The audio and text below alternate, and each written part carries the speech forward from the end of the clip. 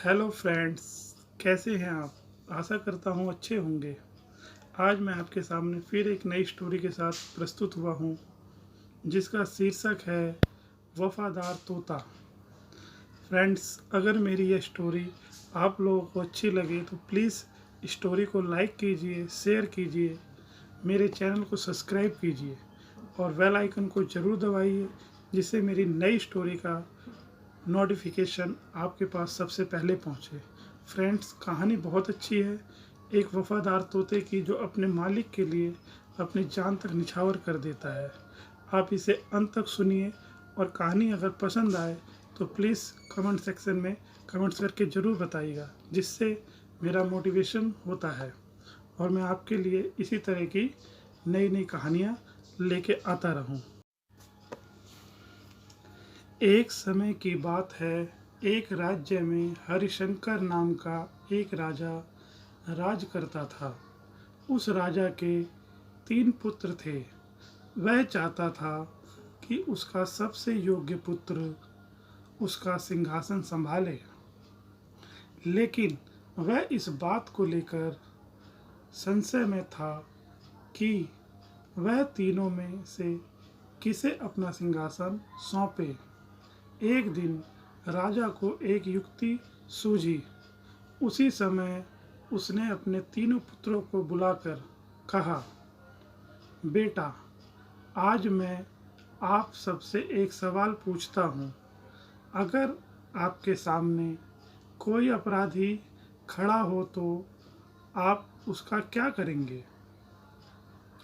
इस पर राजा के पहले पुत्र ने कहा, उस अपराधी को मृत्युदंड दिया जाना चाहिए। उधर दूसरे बेटे ने कहा, अपराधी को कालकोठरी में बांध देना चाहिए। जबकि तीसरे बेटे ने कहा, पिताजी, उसे सजा देने से पहले हमें यह देखना चाहिए कि उसने वास्तव में अपराध किया है या नहीं। इस पर राजा के तीसरे पुत्र ने सब कहानी सुनाई। एक राजा था जिसके पास एक बुद्धिमान तोता था। एक बार तोते ने राजा से कहा, मैं अपने माता पिता से पास जाना चाहता हूँ। राजा ने उसकी बात नहीं मानी, पर तोते ने हार नहीं मानी।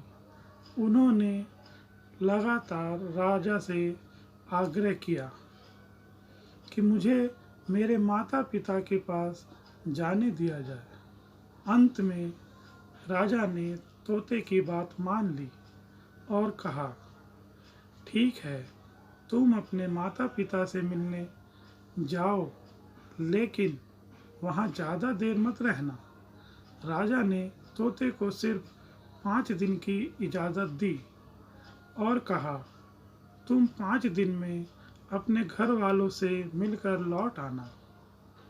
इसके बजाय तोता 5 दिनों के लिए अपने माता पिता के पास चला गया। छठे दिन जब वह राजा के पास लौट रहा था तो उसने सोचा कि क्यों ना मेरा राजा के लिए कुछ उपहार ले जाऊं। फिर वह पहाड़ की ओर चला गया। दरअसल वह महाराज के लिए अमृत फल प्राप्त करना चाहता था। जब वह पर्वत पर पहुंचा तब तक रात हो चुकी थी। तोता पहाड़ पर पहुंच गया और फल ले गया, लेकिन रात होने के कारण वह आगे नहीं बढ़ा और वहीं रुक गया। उस रात जब तोता सो रहा था तो एक सांप वहां आया और वह अमृत फल खाने लगा जो राजा के लिए लिया था। सांप ने फल खा लिया, जिससे उस फल में जहर फैल गया था। हालांकि तोते को इस बात की भनक तक नहीं थी।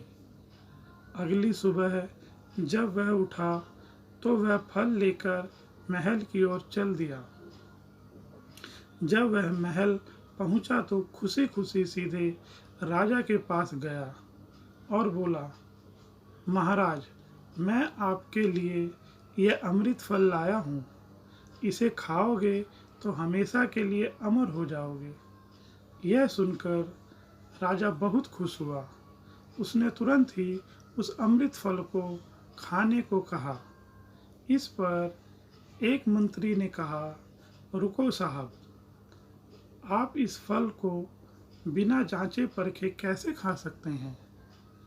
जरा देखिए तोते का लाया यह अमृत सच है या नहीं।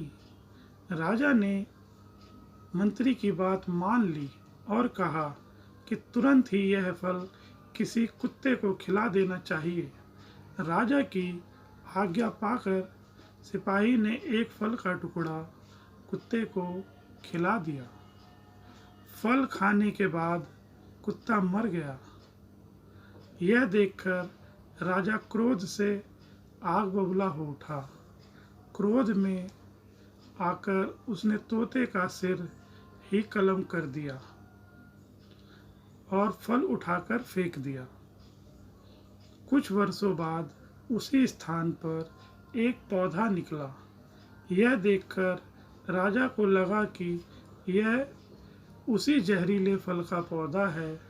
उसने सभी को आदेश दिया कि कोई भी उस पेड़ का फल ना खाए।